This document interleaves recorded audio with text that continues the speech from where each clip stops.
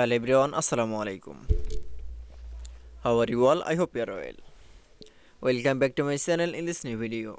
Today's video, how to convert transparent PNG to JPG in Photoshop. So get let's started. At first, Photoshop document convert transparent PNG to JPG. Now going to the file menu option, then click.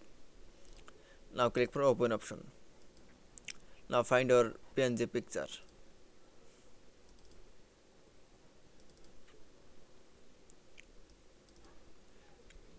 Now select from picture. Now click for open option.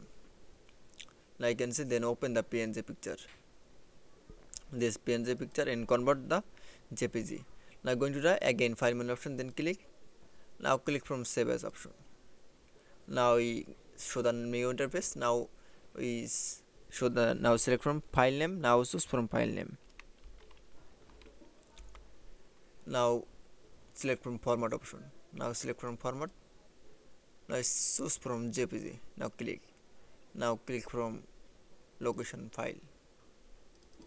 Now click from save. Now click OK. That is. Now open the JPG format in the file. Now check.